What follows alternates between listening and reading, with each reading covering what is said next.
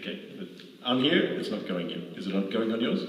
Apparently not, but anyway, can everyone Okay. give us a shout No, it out is. from the online if we are live? Okay. Yeah? We're on now, we've got it going. Okay, good. Okay, very good. Okay, welcome everyone. This is Thursday Night Live. I'm just turning down my volume so no one can see it.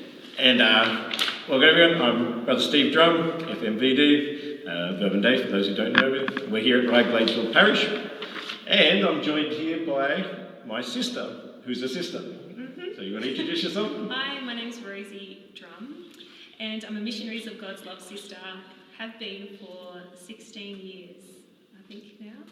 So that's nearly half my life. So that's and whereabouts are you based? Oh, and I live in Quakers Hill up here in Sydney. I work for the Diocese of Parramatta in Catholic Youth Services. Well, it's called Catholic Youth Parramatta, and helping young people find their faith. Yeah. Very good. For Western Sydney. Yes, in Western. I don't really creep past Parramatta normally, but I am today. Glad to hear it. Okay, so for those who don't know us, like most of you actually probably do know us already, we're from obviously the same family.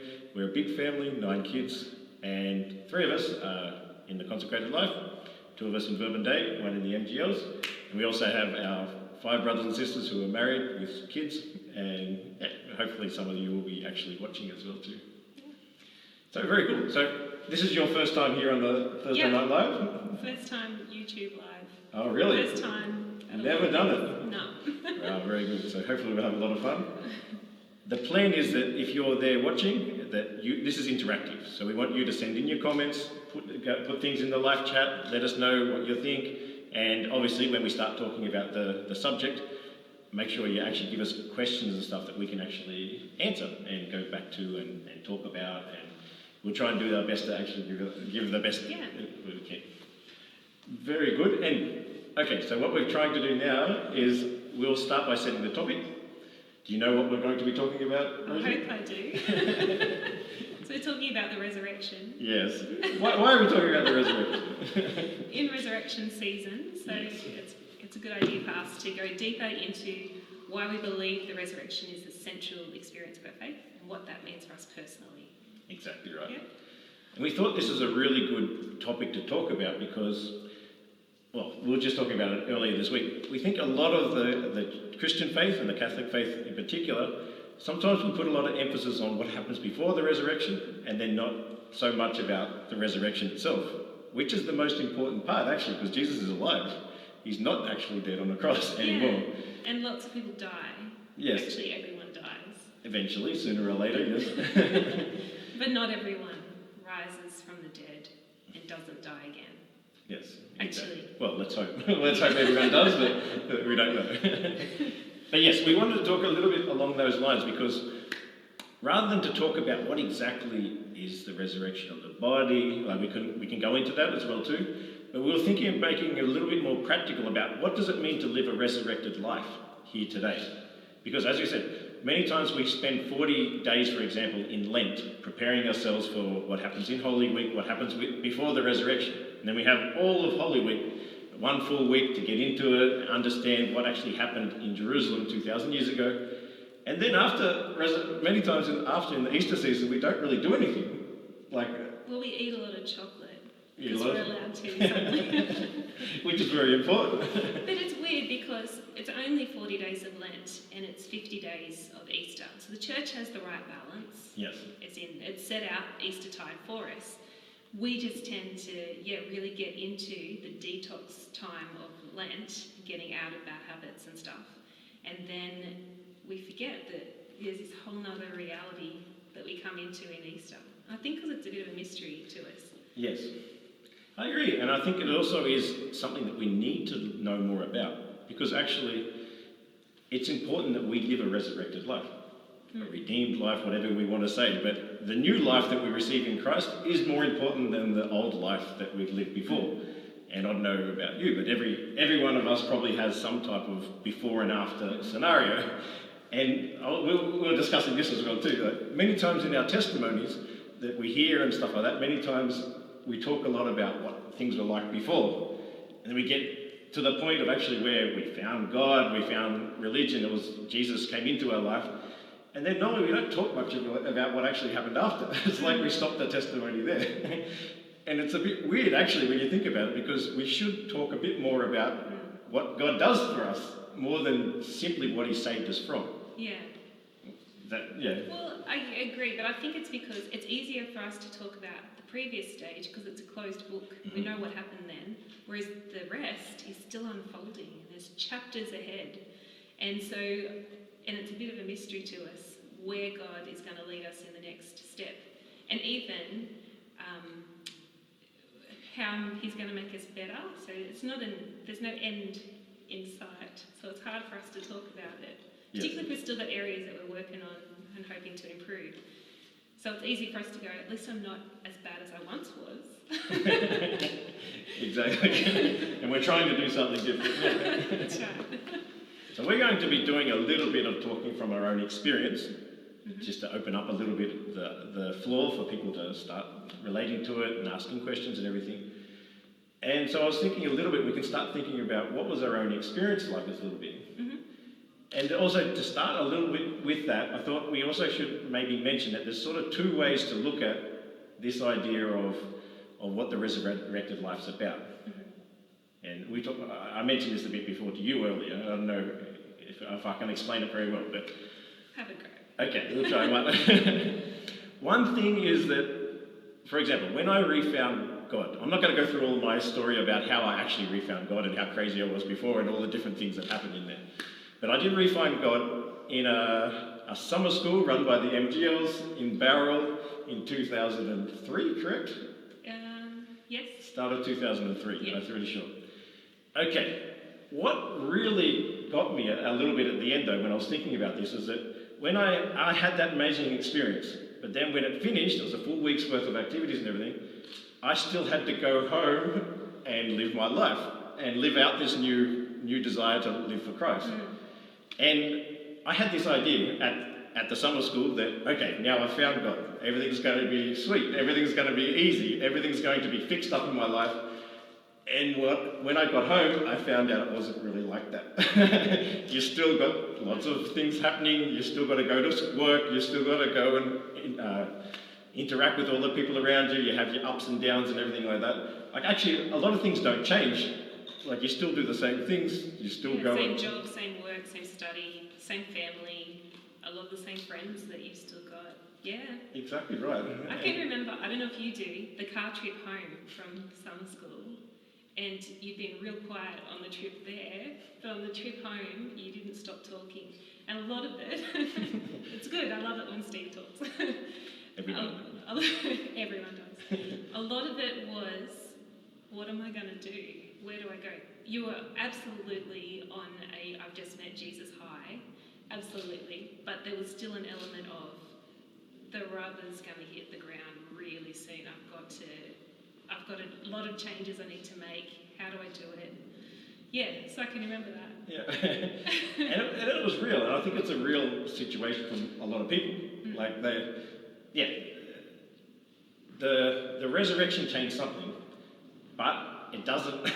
The temptation is still to go back to your life, and not actually the temptation; it's the reality for most people. And in the Bible, it's actually the reality of most people in the Bible. For example, what happens with, let's look at Peter. That's right. Yeah. So pointing out that he actually said, well, Jesus is dead, and there was these people had seen him, and rumours going around that Jesus had come back from the dead, but he wasn't totally sure. And in the confusion of it all, he just went, I'm going fishing. Exactly. He was the first one to go to the tomb. He met to the one said, yeah, I'm going to go back to do what I used to do. I know what to do. Yeah. And Jesus went to where he was. That's and it. And that's where he met him. Yeah, exactly. Exactly right. And you see it in the other ones, like the ones on Emmaus. You don't know whether they're going home, what they were doing, but they went away from the Christian community. All of them in general, like Thomas, yeah. Poor Thomas, I always feel sorry for Thomas, but he just basically said, I'm not going to believe unless Jesus is actually here with me. So like all of the weaknesses we have, all of the problems we have, whatever, they're going to be still there after the resurrection as well too. We just need to live it in a different way and transform it. Okay, that was one sort of aspect we wanted to cover. And then the other sort of aspect is that there is also an awesome life that goes with resurrection. It really does change everything. And this is, we need to also focus upon that as well too, like I was talking about with our testimony. But for example, I was reading about in the Acts of the Apostles at the moment. Paul is probably the main actor in the Acts of the Apostles. It's mostly the story about how Paul brought Christianity to basically all of the known world in that part, or different parts. But we also know his story. He was Saul before, he was also, how would you say, a little bit far from the church? What would you say? Look, I reckon it was misplaced zeal. That's how I would look at it. Because he 100% loved God and he was doing what he believed God wanted. It just wasn't what God wanted. But he was going with his conscience. And then his conscience got slammed by meeting Jesus, who said, "Stop killing me." And he went, "Oh, okay." Exactly. And then the zeal went back to the right direction again. Yeah. And what I really like about it is that it spends basically one chapter, or even less actually, talking about Saul, when he was Saul, like what he was like before the time with Jesus. But then there's basically all the rest of Acts, and then all of his letters, everything. It's more talking about what he did as a resurrected Christian, as someone who believes in the resurrected Christ, and then that power of the Holy Spirit working in his life and everything. Yeah. So it's far more important what he did after than what he did before. Not necessarily more important, it's the best way, because it's all part of the same story, but it talks more about him. And one thing I was thinking about was one example was, you've seen the movie Walk the Line? Yeah. It's about the story of Johnny Good Cash. music, yeah. You love Johnny Cash. Grew up a lot with Johnny Cash from my father, mostly. But that bioepic, what do you say? Biopic? I don't know. That movie about his life. It's an interesting movie. I like it. It's got Joaquin Phoenix in it, being Johnny Cash. But it actually stops the story when he gets his life back on track. Yeah. It's got all the craziness when he was getting famous, when he was getting into drugs, when he was getting divorced from his first wife, but when he found the love of his life with his second wife or whatever. But it ends with the moment when everything becomes right and he actually starts living a nice life, actually, in a certain thing, when he gets rid of all the craziness and the drugs and all that kind of stuff. And I remember actually our mother actually saying one time that what a pity they didn't actually show the rest of his life, because that's when he actually did a lot of good stuff. He went to all the prisons and he played for people, and he did so much like charity work and everything like that, and he was like speaking up for the poor people, for the oppressed. All of the actual the power of the Christian life was left out of the story. Yeah. So, but that's the Hollywood version. And at the Easter Vigil, which none of us most of us didn't get to this year, when we have someone being baptised, they're asked, do you reject Satan and do you reject the glamour of evil? And so there is a glamour to a dodgy life, or even how someone will get out of it, which isn't what we're meant to be attracted to. Like the glamour of, it's not glamorous, living a life with Jesus who says, take up your cross and follow me. It's a difficult life. So you're moving away from glamour. So it doesn't look as pretty for Hollywood to watch a good, faithful, holy life, as opposed to all the drama of sex, drugs and rock and roll. So, yeah. Exactly. Exactly. But if I was to look at someone making a movie out of my life, they'd probably focus more on that crucial moment where I was a self-absorbed teenager and using the people around me to bolster my self-esteem, because that's the angst and the excitement. They wouldn't focus on the last 16 years of my life, which has been, well, no, it hasn't been boring because my life's pretty exciting. But it's been a trudge of helping people know who they really are and the love that God has for them as they move away from sin and into a really free life. That's not a message that our world's used to plugging and getting behind. But I think it's a message that we need to give tonight, if we can. And it's why I'll stick with this life rather than go back to my dodgy little chapter in my life that I've moved from. I've moved from it for a reason, because it's the greatest happiness is knowing Jesus, yeah. Exactly right. And one of the best things I like about Paul, for example, when he talks about this, is that when in all of his letters he doesn't talk much, he does a bit, about him being far from the church, but actually most of the time he's talking as an authority of someone who lives completely for God. And all he talks about is like, he even says in one of the passages, like, follow me actually. Like, Yeah. I'll be a role model for you. Imitate me as I imitate Christ. Exactly. Yeah. So like he's saying that, don't look at, he doesn't want people to focus on the before life actually. Exactly. Because even though he does say those things so that people can recognise that he was not always like he is now, but he was saying that anyone who's actually, especially he's writing to baptised Christians in general, he's saying, don't live in that way. Actually live from the resurrection, following Jesus with everything you've got. Okay, so maybe we can go through and you can give, the suggestion would be that you give a bit of your story about what it was like. You already gave a little bit. Okay. Like a bit of a testimony about what it was like actually. All right. So I'll start with a question. What was it like living with an absolute legend? No, I'm joking. What was it like? It was good for the first 14 years. Then you went a bit haywire. No, it got a bit difficult. What was it like after the moment when you recognised that you wanted Christ in your life? Mm-hmm. Like, you can even mention when that happened or whatever, you already did a little bit, and then what's it been like since then? Yeah. Well, I was 18, and I say I was an insecure teenager, but I was also a school captain. I was everyone's friend. I liked sport, liked music. I just was very self-absorbed, and I wanted everyone to like me so I'd feel better about myself.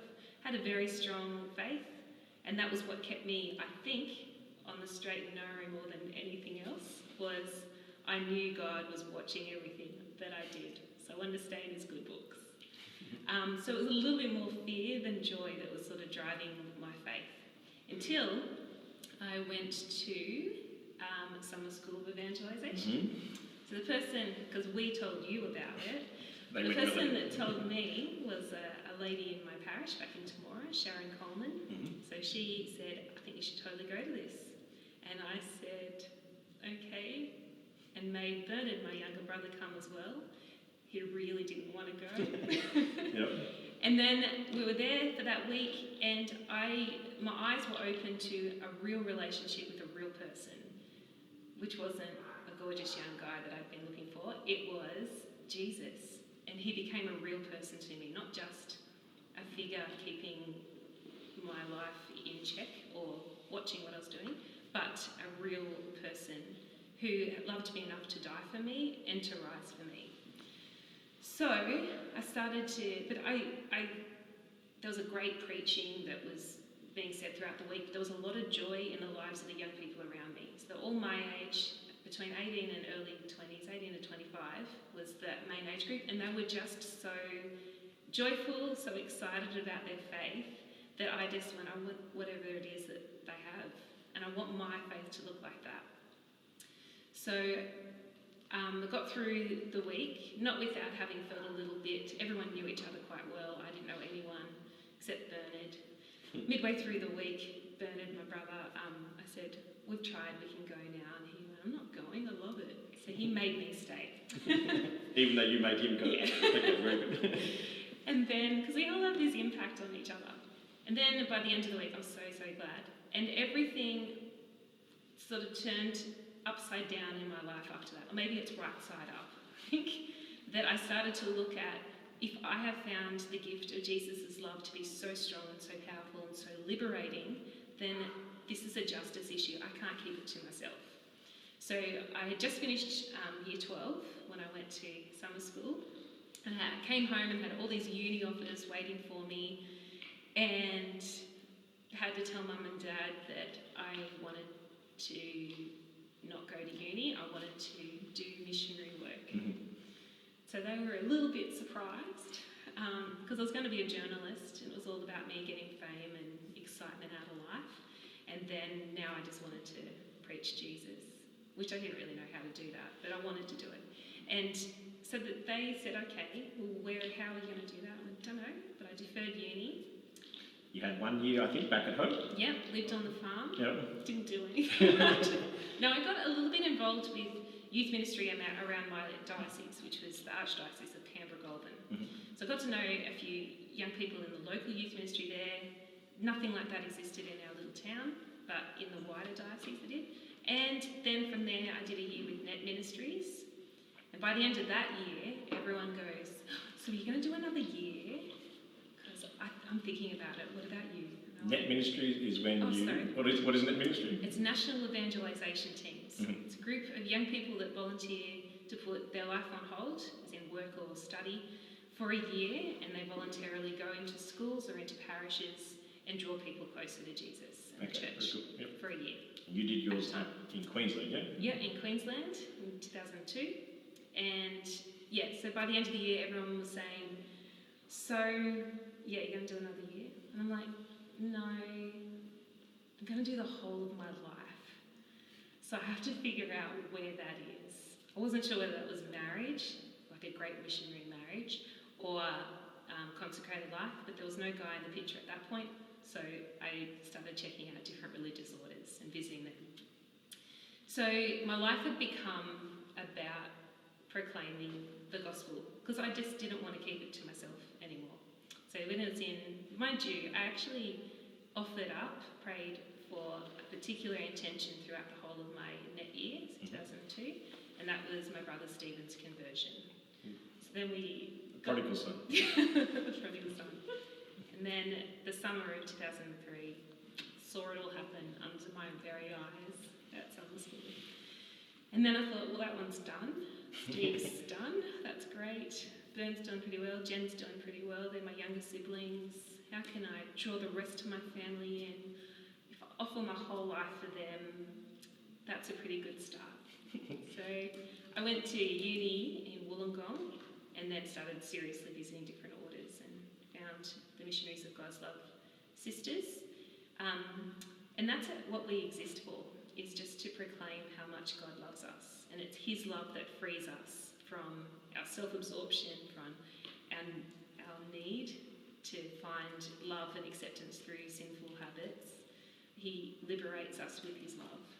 And that I've experienced that most through a real deep experience of the Holy Spirit. Very good. So, that's... And as an MGL, like, one thing that really caught my attention a lot, because I know Rosie well, obviously. is what we wear. Yes, of course, yes. Brown and yellow. Brown and yellow, like all brown and white. But one thing that really caught my attention is that before she had this experience of God, or this resurrected life or anything like that, He liberates I never us. heard you play the guitar. And I've experienced No, that most. hardly ever. Very maybe a couple of times, but very rare. The school band in 7. Well, I never listened to the school band, so that's not even real. Like, one thing that really caught my attention is what we wear. you do a lot of music ministry. Yeah. Brown and yellow, like all brown and white. But one thing that really caught my attention is that before she had this experience of God, or this resurrected life or anything like that, He liberates I never heard you play the guitar. And I've experienced that most. Hardly ever. Very maybe a couple of times, but very rare. The school band. It might have been that. Never listened to the school band, so that's not even real. Like, one thing that really caught my attention now, as an MGL, is what we wear. you do a lot of music ministry. Yeah. Brown and yellow, like all brown and white. But one thing that really caught my attention is that before she had this experience of God, or this resurrected life or anything like that, He liberates I never heard you play the guitar. And I've experienced that most. Hardly ever. Very maybe a couple of times, but very rare. It might have been that. Never listened to the school band, so that's not even real. Like, one thing that really caught my attention now, as an MGL, is what we wear. you do a lot of music ministry. Yeah. Brown and yellow, like all brown and white. Worship sessions, and then lately trying to write a little bit as well as the Spirit moves me. But yeah, it's totally a gift from God.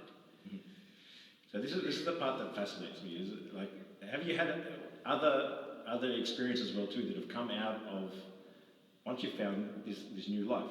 Like, what other capacities have you found that you're good at? Yeah, now? I think gifts. Poetry was one, which I think you also write. Yep, sometimes. And writing in general was one.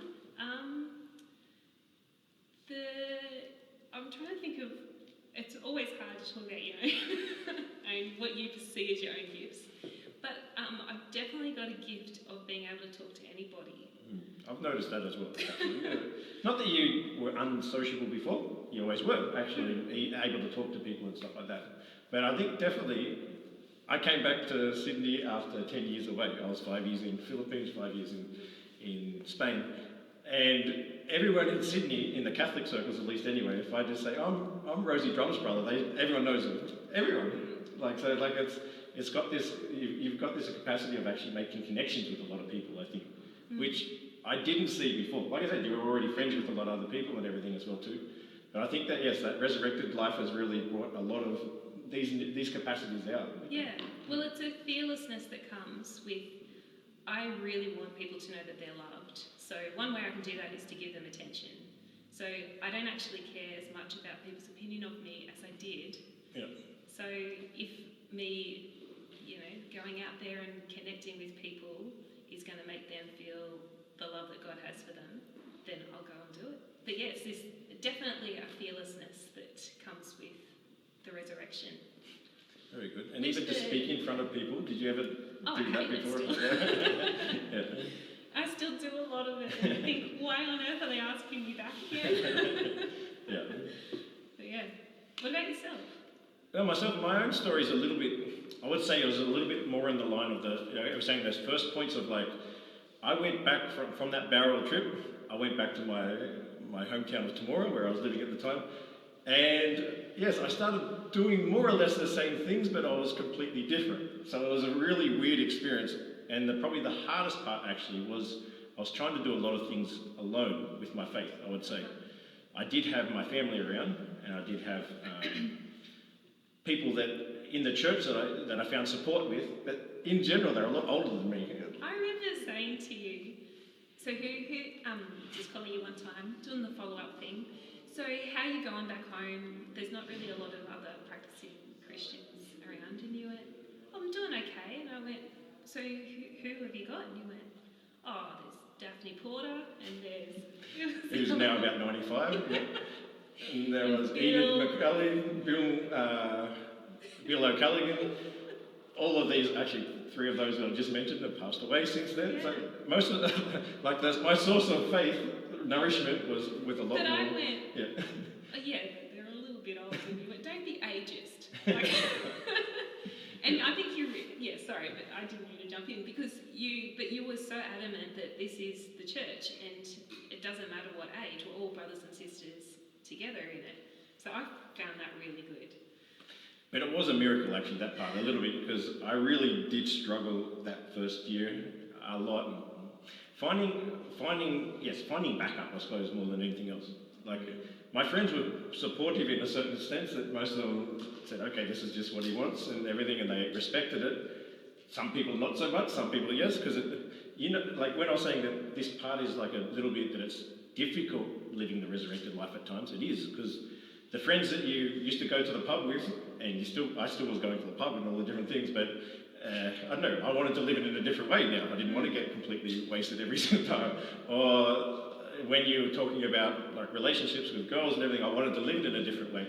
Mm-hmm. A lot of people didn't agree with what I was wanting to live. So most people, I have to be fair, with most people, my friends and stuff weren't aggressive towards it. They were saying, okay, that's what you want to do. But there was no support, absolutely no support in general. And there was that occasionally people were complaining a little bit as if my life was making them question their own life, so they didn't like what... Judging your life, yeah. Their life, yeah. And me myself as well, I fell down so many times as well too, because you live way... If you try and do what you're trying to do and you got no backup, then many times you're weak. You do a lot of things maybe that you wouldn't want to do. So I found that part, it was... I had a different experience a little bit that you were describing as if your life went in a completely different direction from that point to a certain extent. You stayed home for a year, then you went to net ministry, and then you were discerning. Yep. I lived 5 years, I suppose, still doing my engineering, still living in my hometown, still going to the pub, still playing football, still loving my heavy metal music and all the different things that I was going to the concerts and everything the same as before, but also recognising that I wanted to live it in a new way. And I did struggle a lot in a lot of ways, but I also found a lot of help when I moved up to Sydney to do my university. I did actually find the group around me, having a youth group or having, I found my Verba Day community, a chance to share about these things made the big difference actually, because that first year was hard because I was doing it by myself, but I was on fire. So I was able to get through it. I see it as a miracle actually, because I've seen so many other people as well too that have an amazing experience, but if they don't have the support around them, you lose it very quickly. And me myself, I go to retreats sometimes and then 2 days later, let alone a long time afterwards, it's very easy to slip back into old ways or to lose the fruit of the retreat that you just had. Well, if I can jump in there, I think we had a really solid foundation in our faith from our family, Yes. from the way that we were brought up. So I like to, and I'm mostly slipping this in here in case any parents happen to listen, because don't give up on what you're giving your kids, because you don't know how God's going to put it all together in the end. I'd like to look at that summer school experience for me as my parents giving me the faith that they have, my own experience of God, what I'd read, what I knew about what the Catholic Church taught. I don't even know what else. Like a fireplace that was set, with the wood and the paper and the bark all set up. And then that summer school was like putting the match to it. But if I hadn't had a foundation there would be nothing. It would have burnt itself out as a matchstick. So I feel like there's a lot to be said for what we're given. And I forgot the Catholic school. I did go to Catholic school as well. Yeah. So there's all these elements that give a solid foundation for the resurrection to take hold. That helps it going, exactly. Yeah. Actually, well, that's interesting, because I was just looking here at the comments coming through. There's a question there, a little bit along there, that was there something special about your family that 3 of you, almost 4 of you, joined religious orders? Yeah, we are pretty special, yes. But, our parents are amazing, they really are.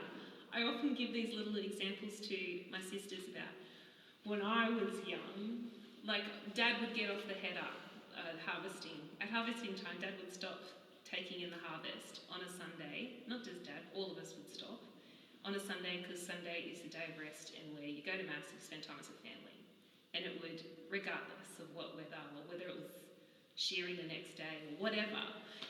And that impresses a lot in my mind of the centrality of our faith. We didn't talk about it, I don't think, too much. Yeah. There was those sort of little moments, and that's a solid example I can think of, that showed the centre of importance of our faith in our family life. So Mum and Dad were very good at it. And Mum was my catechist. I went to a state school and she formed me for the sacraments. So... Yep, and I remember we always prayed the rosary every night. Yeah. I didn't like it, actually, I hated it. Did you? Yes. Well, I like it now, but at the time, I remember that I was always at about 7 o'clock, 8 o'clock at night when I wanted to do stuff, and I was always doing stuff. And then you'd hear Mum yelling out, "Come on, time for the rosary." We always went to the lounge room and then prayed the rosary. And when I was growing up, my image is always of like all of us in different areas of the lounge room, because it's a pretty big lounge room, with a couch here and a couch there, and then a TV here, something. And then there was always like 2 or 3 boys sort of slouched over, like they're meant to be kneeling down, but they'll just like slouched on the lounge over there, and then a couple over here, and then Mum and and then we were praying, but then someone was mumbling along, but we were all praying together. Yeah. And it did bring us all together a lot. And I found it very nourishing later, because it built into me this idea that we share our faith. We do it every single night. We do it all together. And a discipline of prayer, which sounds like a bad word, but it's like a rhythm of prayer in our life. Yeah. We would always say grace, always go to Mass. We'd go away on family holidays. The first place we'd go when we hit the town was the Catholic Church to see what time Mass was. So. Very true, yeah. Yeah. And it was built into our life. For me, I found it very, very built into our life in a very organic way, I would say, in that sense that, like, we all liked sport, we all liked reading, actually. We didn't actually watch much TV or anything in our house much or whatever. But we had the normal interests that most other people did. But it was also built into us that we're Catholic, we always went to Mass, exactly. And we always prayed in the mornings. We always had actually a prayer before we went, when we were growing up, like in primary school, before we went on the bus. Because Mum always made us say at least Our Father, Angel of God prayer. Angel of God prayer. Hail Mary. Yeah. The Morning offering. Morning offering, yeah. Anyway, so there was always those points in there that built into it. I would also say that Mum and Dad actually, and all of our brothers and sisters, supported us in the sense of like, there was never any pushing that we have to be a certain person. No. Like, we were given freedom to choose our path a little bit, and I found that very useful. Especially to that question, why did 3 of us, or almost 4 of us, like one of our brothers went into the seminary as well too, and then left after an hour. An hour? A year and a half. And he's happily married with 5 kids now, and also his wife Sarah, a great woman. She also was discerning as well too, actually, and their story is very beautiful as well too. And all of our other brothers and sisters, I found them very good in that way as well too. That they also, all of them chose their way. Like none of us, like it's a little bit sad that none of us went back on the farm. Like none of us actually continued the life that Mum and Dad actually gave us at all. But we all did had the freedom to choose what we wanted to do as well too. Exactly. Yeah. Very good. I had a few more questions as well too. We have more questions coming in as well too. Mm-hmm. But I was thinking like, and if you can please ask us any questions, please do. Like send us in there. You can put a like down below as well too, and subscribe on our channel and all the different things. But okay, one thing I was thinking is like, if we had to describe a resurrected life, how would you describe it? Because I was thinking of this the other day. Like, for example, we talked about Peter, we talked about Paul, but I was thinking of the prodigal son, because I relate a lot to the prodigal son. Okay, the story ends when he goes back into the father's house. What was his life like inside the father's house? Like one long party, wasn't it? Maybe, like, if you had to describe a resurrected life, how would you describe it? What is a resurrected life? Well, I think it's completely different, but it's from the inside out. Like, if you think of the prodigal son, he's going back to a very judgmental older brother, by the way, who would take a while to believe that there's any real change in his younger brother. And that's often what happens when we go back to our friends and our family after we've had like a powerful spiritual experience. There's a time of testing where we, have to make a real solid decision to keep on persisting in what we believe God's called us to and established. But I think there's a great deal of joy. Like joy is what kind of keeps us going. No one can persist, I think, in being miserable. Like, why would you? Yeah. You'd find something else to change into. But the joy that I experienced anyway in my resurrection experience is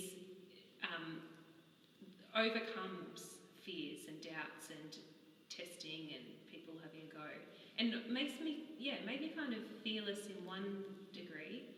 And the other thing is knowing that my life is now a moment, and it's only, our lives are so short compared to the whole length of history. So I've got one little precious moment of my life to love God and to make an impact on the people around me and help them know God more. Mm-hmm.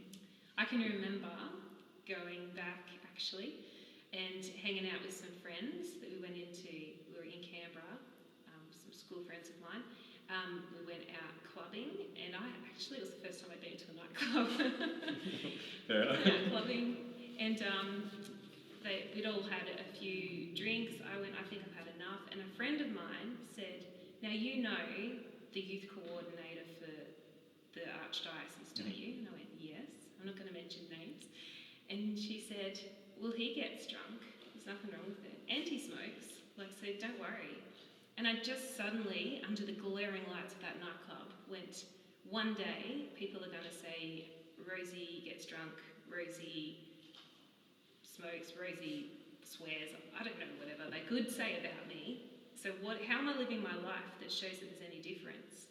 So it made me think I have to make my life a solid reason for why you pick a good thing, a virtuous thing, over the opposite. Mm-hmm. So I'm really hoping that the opposite would be now, that people would say, Rosie prays regularly, so I'm going to have a crack, or Rosie's starting to write music and she wants to praise God, so I'm going to do that. Rosie doesn't get drunk, so I'm going to do that. Whatever it is, that that my life is an example of a different way of living my life. So I think that's a big part actually in Acts of the Apostles. Peter says, so often we are witnesses to the resurrection. So our whole life becomes a pointer back towards God. Mm-hmm. Very good. Well, I think you've come up with a good description of a resurrected life. Because I was writing down some things just before, but I was thinking about, for me, what's a resurrected life? And like the ones that I came up with were a little bit similar. It's a joyful life. Mm-hmm. Like the thing that you see in the gospel over and over again, especially in the Acts and stuff like that, is even in persecution they're joyful. They're singing in prison. They're happy all the time. They went home rejoicing that they'd been able to suffer for Jesus. Exactly. So like in every situation, and that's one thing that caught my attention a lot with people that I really respect as well, is that these people really are happy. Yeah. I want to be happy, the same as them. And then I think there's another thing is that there's a sureness of identity that comes into a resurrected life. I think that's kind of what I'm trying to touch on with the fearlessness or the security part. But and that security that you're loved, that security that you're beloved by God, that security that you don't need to prove anything, that security that you're already in the house, you're already accepted. And that shows as well too. As you're saying, you've got that fearlessness, you don't care about like making a mistake either. Because if you make a mistake, you still got the keys to the house, you still come back in again and everything. And I found those ones were the ones that I wrote, and then the last part was like wanting to really use everything you've got is actually one of the strongest aspects of a resurrected life. Yeah. Like someone who no longer wants to be, how would you say, the talents that we've been given is never going to be the person that digs a hole and puts it in the ground. They're always going to invest with it, whatever they can do. And that's what you see more and more, and we do a lot of work with people that before they were with God and then after they were with God and everything, also always God's with them, but before they actually live the Christian life, is that it unlocks creativity and it unlocks like this power within them that they want to give more. They want their life to have meaning. They want their life to change people around them and everything. And that for me is like a proper, if you want to check whether the resurrection really has took root in their lives, they haven't gone back fishing. Yeah. They've actually wanted to do something different with it. Yeah. And of course you can still go back into the same life, but you're going to live it in a different way. Okay, so we have a few more different questions as well here. Okay, we'll start with, I'll start the top. So, Good Thief Photography has asked us, with our churches close to us, what do you suggest we do to find Christ? Should we go fishing too? Well, I had a moment reflecting on the resurrection just the other day of should we go fishing? You're not allowed to, are you? At the moment. It's not an essential activity? I don't think it is. But I think they are opening the beaches soon, so it's fine. Was that there were, what struck me in last Sunday's Gospel, that's the second Sunday of Easter, was the disciples were all gathered behind locked doors out of fear of the Jews. And what struck me most in that is we are on the other side of the locked doors at the moment, out of fear of infection. Whether it's we're afraid of being infected or we're afraid of accidentally infecting somebody else, whatever it is, it's actually out of a fear of not being loving that we're locked out. So that is the truth, but the next line after that is when Jesus came and stood amongst them and said, "Peace be with you." So how do we find Christ? He's actually finding us in every single moment, and he's coming into our lives and standing in there. And that's the grace of the resurrection, is that nothing, not even death, not our sin, not a tomb can keep Jesus from us. Not even our own barriers and boundaries. He's a boundary breaker in a good way. Yeah. Because I was saying this the other day, he's death-defying and tomb-busting. There's nothing that can keep God away from us because he's proved that. So a simple way I would find would be sitting quietly, go into that quiet place in your house, as Matthew chapter 6 says, and let your Father speak to you. Let Jesus draw you to the Father in their own quiet prayer time, which we all have access to, even if we can't access the sacraments. So there's a good way. Let's pray. Very good. I think it's not a bad idea. You can pray. I think you can also, Jesus in the resurrection was finding people. He went to where they were. He didn't stop and wait for them to come to him. So obviously we can't actually go out of our houses and find people and go to where they are. But we can with things like Zoom, with all the different ways you text people, you can call people, you can do different ways of actually connecting with where they are. And I think that's one of the most beautiful things we can do at the moment. So we can organise things. We can organise get-togethers. We can, like, I've seen some of the people here in the thing, like our youth minister Jamil, for example, getting together people who want to sing music together and doing it online. Like, you might think, we can't sing music anymore. You can. If you want to watch a movie, you can watch a movie together online. There's ways to do it. So I think if you want to find that community, you can find it. And of course, it's not quite the same as when we've got the coronavirus finished and everything like that. But I would say go to where the people are. Try and find a way to go to them. Not wait for us to be found by others, if you know what I mean. So I would suggest that way a little bit. Okay, we have some more questions. We'll try and keep going with them. One of the ones at the end just came in late now, so hopefully Gregory's actually watching at the moment. So Gregory Manu says, what advice do you have helping siblings with their relationship with God? So with your actual, your brothers and sisters, I don't know why they ask us that. You pray really hard for them. That's a great start. I think, kind of back again to the prodigal son story, our family knows us best. And they see us at our worst and at our best. So they know us. And they know when we are not living an authentic life. So be prepared for a bit of a testing of your witness to them. So I think, Steve, if I had like 2 weeks after my big experience said, come to this youth event, actually I did invite you to certain things. Something was always on. I just couldn't go, sorry. For a couple of years. Yep. And then there was this ripe time when you couldn't say no to mum, not to me. Yeah. So I got asked like 4 years in a row to go to this. I kept on saying no, and then eventually I said yes to shut mum up. Quite honestly. And mum had the last laugh. Yeah.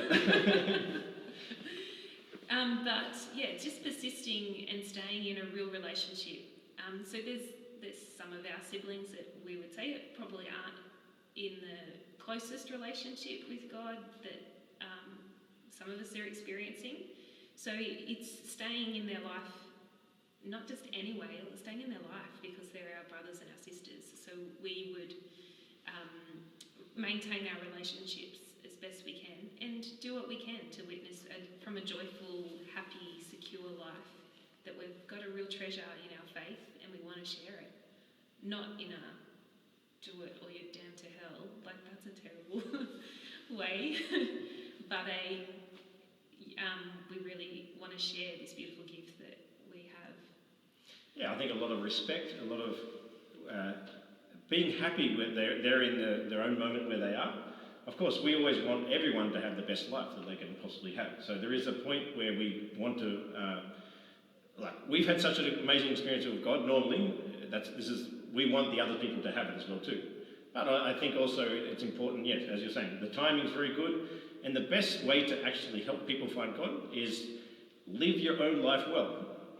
And persistence or perseverance, I would say, is probably the best actual example of evangelization. If you come back from a youth camp or something like that, Greg, or anyone else who's listening, if you come back and then you're faithful for 1 week or 2 weeks, okay, very good and on fire. But if you live that out for 1 year, 2 years, and over it, like they can see that this is something that's permanent. It's something that it's not just something that changed your life, but something that actually has transformed your life. And it's still changing your life. Exactly. Yeah. That's actually going to call them and say, okay, hey, maybe there is something here there. It's not just simply, okay, I heard a really amazing song, listen to this song. Okay, very cool. But then you're going to find another song that you like better next time. It's not going to stick with them in the same way. But when we're talking about things like that, then also, if they're not interested as well too, doesn't make them any less of a good person. They're still good, great people. We love them as much as we can, and we want them to be happy in the best way they can. And also, many people are happy with their way that they're living, but then also, God will show them more or less the ways that He wants them to live as well too. So that happiness will always, that desire for happiness will always lead them, I believe, towards the good anyway. And we just have to keep on encouraging that. And then, every now and then, There is moments, I think, that you do actually have to stand up and say some things every now and then. If someone's done something wrong or anything like that, this is with your friends, with your family. If you really love someone, you'll tell them that I think that's probably not the best version of yourself as well too, at different times. But it's never in a judgmental way, or it can't be. But it is out of love. Every now and then we do actually have to say, and I expect my brothers and sisters to say it to me, and I expect my closest friends to tell me when I'm not living in the best way as well too. But that's so much easier if you've got a real relationship with exactly. them. If that's the only reason you're talking to your brother or your sister is to tell them to pull their head in, then they're not going to take that well. No, exactly right. Well, I'm towards the bottom of my family, so there's no way my older siblings would listen to that cheerfully and graciously, though they're all quite gracious. We've got a good family. We have. We'll go to one that came in just not long ago as well too, that a lot of people struggle with anxiety and mental illness. How do people struggling with these things live a resurrected life? It is a very tough question, because these things, if you say these things, are part of people's lives as well too. And I don't know, what do you think? Yes. I believe that God can heal us, and I believe that God can heal us of mental health concerns as much as he can heal us of physical concerns. So it's because God is powerful, and I believe that the resurrection means that he's powerful in the spiritual as well as in the physical. So I do believe that God can heal us of mental illnesses. I also believe that he is a God that helps us through with our crosses that we've got. So all of us have something that we're coping with. And for some people it is a serious mental illness. For others it's some other addictions or other things that we're carrying in our lives, or just griefs or things outside of our control. Like some people have been worse hit with the coronavirus than others, like economically as well as physically. Life is always difficult, but I believe that Jesus' resurrection, is a source of healing, but is also a source of hope, that there's an end point to all pain and all suffering, and that's eternal life. Which sounds like a nice preaching, but I believe that God can speak life and love into the hardest parts of our lives. I agree. I also think that there's a part as well too that, okay, God can heal us, and he does physically, he does mentally, he does spiritually, but also sometimes I believe also that he doesn't take things away of some things. So rather than simply that if we're thinking that, okay, if I come and find God, that everything will be perfect, it's not that way, I don't think. Me personally, I like this image of Jesus. When he came back, resurrected, he showed them his wounds. He didn't heal his wounds. He could have. He brought himself back to life. But he kept the wounds, and then the wounds. So he doesn't say they were scars either. They weren't like wounds that were healed over. They were wounds. But they're transformed now. Now they're signs of love. Now they're signs of mercy. Now they're signs of a new life and a new relationship with the people. Because he showed them to his best friends. That was his first thing that he did with his disciples. So I think maybe as well too that, especially with these sort of type of things like our disorders, our lives and whatever, he won't necessarily take them away, but he will also give us the strength to live them in a new way. And they become transformed. And for me, some of the most beautiful things is when people who do have mental illnesses or health problems or different things can live out their faith completely from that limitation, if it's called a limitation. It's actually not a limitation in the end, many times. I was watching a video just yesterday in a Theology of the Body talk by a guy who had one of the worst stutters I've heard on a video. And he was stuttering, but he was also speaking, and he was sharing that he's got this desire to be a preacher, and many people were listening to him, but he's still got that speech impediment. And it's saying that like the resurrected life is not that God took it away, but God used it, and now he's actually probably more famous because he's got the speech impediment than what he would be if he didn't have it. So it can become a source. What we would see as a terrible thing that we're carrying can be a source of keeping us relying on God and in closer relationship with him. Like we read about St. Paul had something going on in his life, and and he asked God 3 times to take it away from him.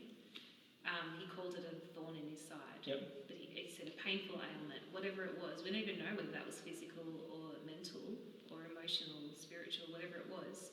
But all we do know is that God never took it away. So he saw that as I now have to totally rely on God. Exactly. Which is When a he's grace weak, in itself. exactly. And he's saying, when I'm weak, I'm strong because of Yeah. that reliance on the actual grace. Yeah. Okay, we want to get one more question in if we can. And we can probably do a double one here that's there. We've got here that says, from Patrick Lee, saying, for you, when you were checking out various orders, religious orders, how did you decide which one was the right one for you? I know. And there's another sort of connected one by Daniele, who was saying that how do you connect the resurrected life with your experience of a religious community? So I don't know if you want to go, so maybe we go on, how did you find the right religion? You try before you buy. So Okay. I visited several. I visited different ways that we live out, we call it our apostolate, the work that a group does, as well as the different spiritualities of each congregation. So a congregation actually can't exist if another one's already doing what it proposes to do. Mm-hmm. So, but there's hundreds of thousands of different religious orders, so it gets pretty confusing. So I visited and hung out with them, tried it out, and this felt like the best fit for me. So the Missionaries of God's Love sisters are Australian, we're charismatic, we're Eucharistic, we live in community, we're here as missionaries in Australia. I want to change my own world before I move around the other parts of the world. And we are in a uniform, I liked that.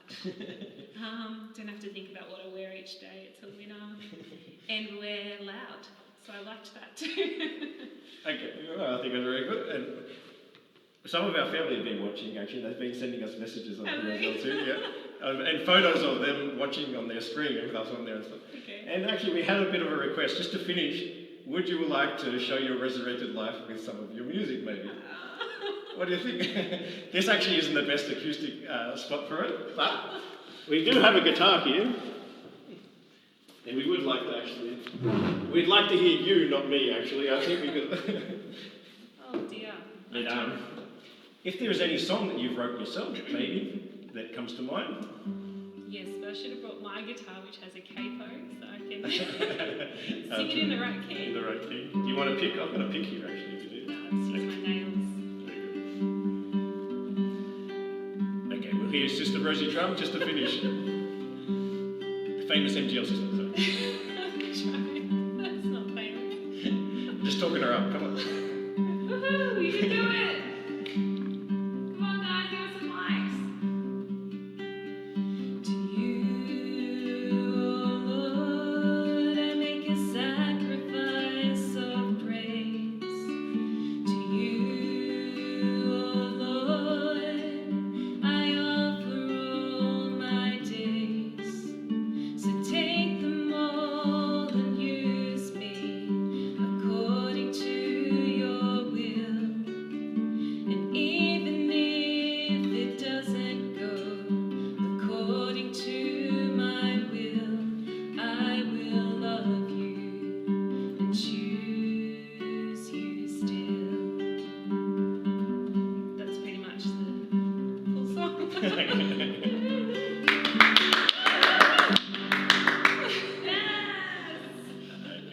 So thanks very much, Rosie. Sister Rosie Drum, MGL. Great to have you here on Thursday Night Live. We'll just give you, ask you to, if you can, subscribe on our channel there. Get the likes up. Share this with people around. We want to see as many people as we can get involved in these sessions that we're going to do on Thursday nights. We'll be doing another session next week. I think, if I remember rightly, it's going to be on love. On Genesis, that's right. We're going to do it about Genesis, like about getting to know the start of the Bible and this story of love that we've been given to us, about how we can get to know it better. And we'll let you know some more details as we go along. But thanks so much, Rose. No worries, thanks for having me. It's been good. Do you Thanks wanna- for watching. You want to give a final message to all of your fans out there? All my fans. No, just to well, I guess what I really hope for out of this is that you're exploring now how you can know Jesus more in order to allow him to change your whole life. That's just my hope. Very good. And we say God bless you to everyone. Hope you're all staying safe with everything that's going on with the coronavirus. And we're praying for all of you. Special hi to all of our family that we're watching. We know that they've been sending us Thanks. messages. And to everyone. So maybe we'll finish just with a prayer. We can all say a Hail Mary, maybe. We know that Mother Mary always brings us all together. And she was our best, I think, our best guarantee of the resurrected life, because she always just brings the church together to pray and talk to Jesus. So, Hail Mary, full of grace, the Lord is with you. Blessed are you among women, and blessed is the fruit of your womb, Jesus. Holy Mary, Mother of God, pray for us sinners, now and at the hour of our death. Amen. Father, Son, Holy Spirit. Amen. God bless.